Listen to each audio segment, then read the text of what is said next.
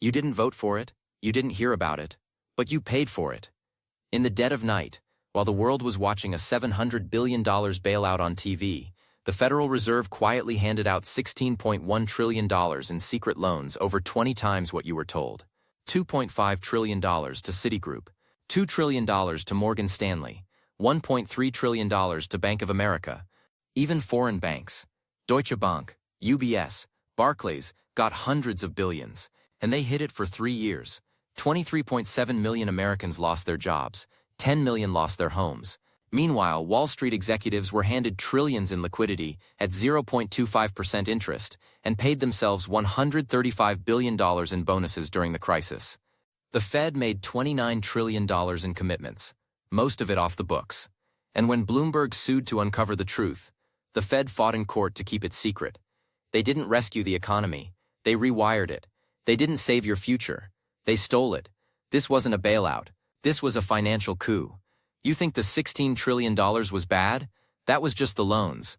What they didn't tell you is that at the exact same time, the Fed was handing Wall Street nearly free money. They were also guaranteeing trillions more behind the scenes, off the books, out of sight, and absolutely terrifying. These weren't even loans in the traditional sense. They were emergency guarantees, swap lines, and backdoor insurance policies that never showed up on the evening news, never made it into a congressional report, and were buried under thousands of pages of footnotes and technical jargon. Take the FX swap lines, for example. Most Americans have never heard of them. But during the crisis, the Federal Reserve opened currency swap lines with 14 foreign central banks, agreeing to exchange trillions in US dollars with virtually no oversight. The European Central Bank alone borrowed over $8 trillion cumulatively through these swaps. Yes, trillion, all funneled to prop up European banks that gambled on toxic U.S. mortgage debt and lost. It was pure dollar liquidity injected straight into the bloodstream of foreign banks, and the Fed never asked Congress. They didn't even brief the press until they were legally forced to. Why? Because swap lines aren't technically bailouts. They're liquidity support, which sounds boring until you realize it allowed the Fed to operate as the global central bank of last resort, risking American taxpayers for banks in Belgium, France, and the UK that had no allegiance to the US at all. And just to be clear, this wasn't about mom-and-pop savers in those countries. This was about bailing out massive multinational banks whose executives were neck-deep in CDOs, credit default swaps, and toxic mortgage garbage they didn't even understand. And here's the kicker. Most of the institutions receiving these emergency swap line dollars were turning around and lending even more at a markup, making profits off a crisis they caused. They weren't just being rescued, they were profiting while being rescued. It's the equivalent of setting your neighbor's house on fire, watching the fire department put it out with taxpayer water, and then charging rent to the people who come back to rebuild. But it doesn't stop there. The Fed was also providing backstop guarantees to key institutions. AIG, Bear Stearns, Fannie Mae, and Freddie Mac, guarantees that exceeded $5 trillion in exposure when you include the commitments, not just the disbursed cash. In AIG's case alone, the Fed secretly allowed the company to pay 100 cents on the dollar to counterparties, mostly investment banks, on derivatives contracts that should have been worthless. Goldman Sachs, Société Générale, Deutsche Bank all got full payouts on garbage insurance contracts thanks to the Fed's hidden bailout of AIG. Why? Because if AIG defaulted, they'd all go under too. And instead of letting the chips fall, the Fed funneled the money quietly through AIG like a laundering operation. The public never saw the connections, the press never followed the money trail, and Congress never voted on any of it. These were shadow bailouts, financial ghost operations, and they dwarfed the official $700 billion headline you saw on TV.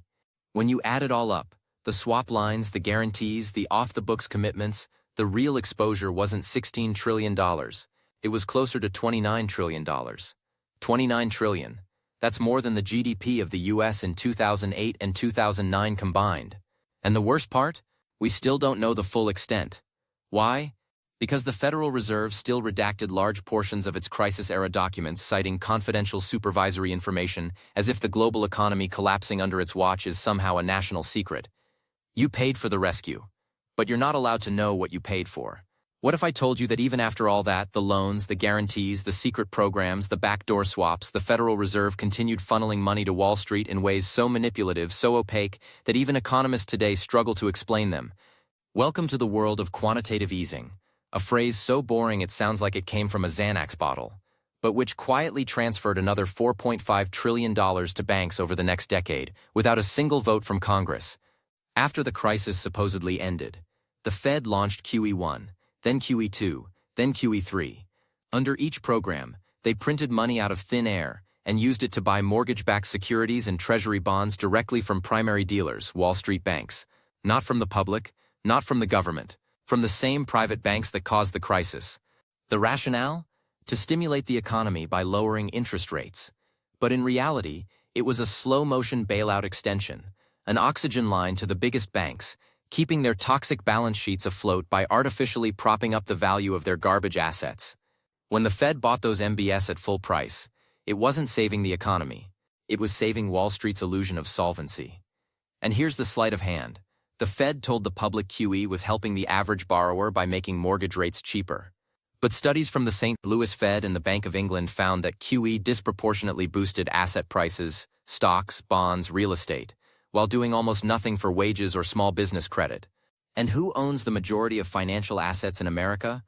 The top 10%. More than 84% of stocks, in fact, are held by the richest 10% of Americans.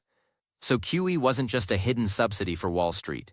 It was a massive wealth transfer from the bottom 90% of Americans to the top 10%. And it happened under the banner of monetary stimulus. That's like robbing a bank while wearing a paramedic uniform. Even more shocking? The Fed paid interest to the very banks it bailed out on the reserves created by QE. That's right. When the Fed printed trillions to buy bad assets from banks, those banks received deposits at the Fed in return, and the Fed paid them interest on those reserves. By 2021, those interest payments totaled over $100 billion handed out to Wall Street for literally doing nothing. JP Morgan, Goldman Sachs, Citi, they were being paid just to hold reserves of bailout money. That's like bailing out an arsonist, then giving them a monthly bonus for not lighting more fires.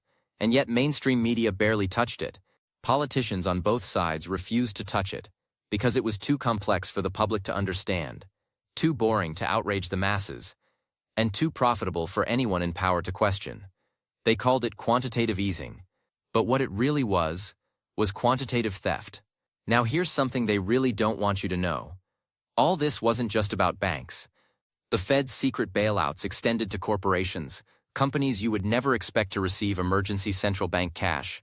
In the 2011 data dump forced by the Bloomberg lawsuit, researchers found that General Electric, yes, GE, an industrial conglomerate, borrowed over $16 billion from the Fed's commercial paper funding facility. Why? Because their finance arm had short-term debt problems. But they weren't a bank. They weren't regulated like a bank. And yet the Fed stepped in and gave them nearly zero-interest cash, like they were part of the financial elite. GE wasn't alone. Verizon, Harley-Davidson, Toyota, McDonald's, even Caterpillar. All of them used the Fed's emergency programs, some borrowing billions despite being private corporations with no right to access public money. And it didn't stop there. Hedge funds, high-risk, unregulated financial gamblers, also got cash. One fund, Waterfall Asset Management, borrowed $107 billion from the Fed during the height of the crisis. That's more than the GDP of Morocco. And who is Waterfall Asset Management? A small fund that specializes in mortgage debt, the very same asset class that blew up the economy. The Fed rescued them too, not because they were essential, but because they were connected. The entire bailout architecture wasn't based on public need. It was based on private relationships.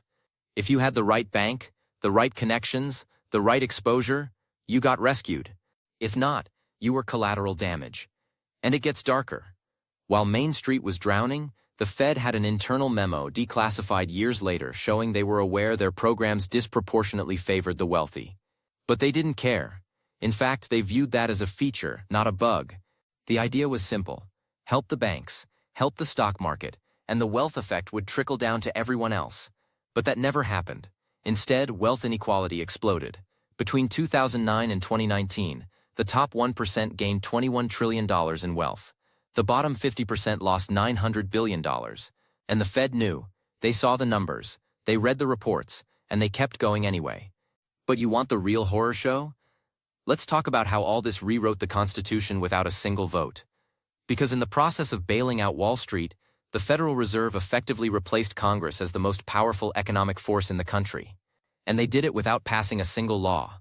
After 2008, every major financial rescue, every asset purchase, every credit facility, every swap line, every hidden subsidy, all of it was done by unelected central bankers operating in secret, using emergency powers never intended for this scale. Section 13(3) of the Federal Reserve Act, which was barely used before 2008, suddenly became the most abused clause in American economic history. It allowed the Fed to lend to any individual, partnership, or corporation in unusual and exigent circumstances. But here's the trick. Unusual and exigent was never defined. The Fed defined it themselves, which meant they could say anything was an emergency. Credit market stress? Emergency? Bond yields rising? Emergency? A hedge fund panicking? Emergency. And once they declared it, they had unlimited power to create money and lend it anywhere. No vote, no oversight, no transparency. They became the economy. Congress? Irrelevant. Treasury? Subordinate. The courts? Out of jurisdiction. It was monetary martial law with a smiling face. And here's what most people don't know. Even after Dodd-Frank supposedly limited the Fed's emergency powers, the Fed found workarounds. During COVID, they revived the same facilities from 2008, the same alphabet soup of shadow programs, and did it again. By April 2020, the Fed's balance sheet exploded from $4 trillion to over $7 trillion in just months. They bought corporate bonds, municipal debt, ETFs, and even junk bonds. They called it stabilization. But it was the same scam, wrapped in pandemic packaging. And once again, they didn't ask permission. They just did it, because they knew no one would stop them. The president wouldn't, Congress couldn't, and the media didn't understand what was happening until it was over. This is the real legacy of the 2008 bailouts. The unelected takeover of the American economy by an opaque, unaccountable institution with unlimited money and zero accountability. The Federal Reserve now controls more assets than any hedge fund, more power than any Treasury Department, and more secrecy than the CIA. And it all started with the lie of the $700 billion bailout. A lie so big it rewrote the rulebook of American democracy without anyone noticing. Here's the part no one wants to say out loud. Not economists, not journalists, not even most politicians. Because if they admit this, the whole house of cards comes down. The greatest financial crime in U.S. history wasn't just the $16 trillion in secret loans. It wasn't the $29 trillion in backdoor guarantees and asset purchases. It wasn't even the fact that the perpetrators walked away richer than ever. The real crime was that this wasn't a one-time emergency response. It was the permanent redesign of the American financial system in favor of the elite. The 2008 bailout didn't just rescue Wall Street. It rewired the operating system of capitalism itself. The Fed created a playbook, a financial blueprint for how to hijack a democracy using liquidity, leverage, and lies. And once they saw it worked, they never stopped using it. Because why would they? Nobody went to jail. Nobody was fired. Nobody even got voted out of office. They got everything they wanted and paid no price. So the next crisis? They used the same playbook again. In 2020, during the COVID meltdown, the Federal Reserve expanded its balance sheet by $4.5 trillion in less than 6 months, double the scale of 2008. They created new facilities, the primary market corporate credit facility, the secondary market corporate credit facility, the municipal liquidity facility. More alphabet soup, more emergency powers, more secret bailouts. And this time, they didn't just buy mortgage-backed securities. They bought corporate junk bonds. They bought ETFs. They even hired BlackRock, the world's largest asset manager, to manage these purchases. And what did BlackRock do? They bought their own funds. That's not a conspiracy theory. That's a documented fact. BlackRock was both the buyer and the seller, using Fed money, a circular bailout, a self-dealing Ponzi scheme with the central bank's blessing. And it worked. Markets soared. The rich got richer. Billionaires added $1.8 trillion to their wealth during the pandemic. Jeff Bezos saw his net worth jump by $70 billion. Elon Musk's wealth went up over $100 billion. Meanwhile, 100,000 small businesses closed. 22 million Americans lost their jobs. Tens of millions faced eviction. But Wall Street? Record profits. The S&P 500 had its fastest rebound in history because the Fed flooded the system with money, and it all went to the top. Again And now, it's permanent. The Fed is the market. Their balance sheet never shrank. Even after inflation exploded in 2022, even as everyday Americans struggled with food prices, rent, gas, and interest rates, Wall Street was still swimming in the afterglow of bailout money. The Fed raised rates too late, too slow, and with too much deference to the systemic risk of hurting big banks. And when regional banks started to wobble in 2023, what did the Fed do? They launched a new facility, the Bank Term Funding Program, a backdoor bailout for failing banks holding low-yield bonds. Not for you, not for small businesses, for the banks. Again, always for the banks. And here's the worst part. The American people have been conditioned to accept it. Every time the market crashes, every time there's a crisis, we're told the same lie: we have no choice. If we don't save the banks, the system collapses. But that's not true. There was a choice. They could have nationalized the banks temporarily. They could have wiped out shareholders, fired executives, clawed back bonuses, and restructured the system in the public interest. Instead, they bailed out the criminals, handed them the keys, and told the rest of us to be grateful the lights stayed on. That wasn't a rescue. It was a coup. A silent, bloodless coup, where monetary policy replaced democratic accountability, and unelected bankers became the true rulers of the economy. And you didn't vote for any of it. You didn't get a say. Because they didn't ask, they just did it. And now they're getting ready to do it again. Not just with another bailout, but with a new monetary system entirely. Digital currencies, centralized control, programmable money. The infrastructure is already being built. The same institutions that robbed you in 2008, and again in 2020, are designing the next phase of financial control. And if you don't know what's coming, if you don't understand the $16 trillion lie they got away with, you won't even see it happen. You'll just wake up one day and realize the economy isn't yours anymore. It never was. It belongs to them.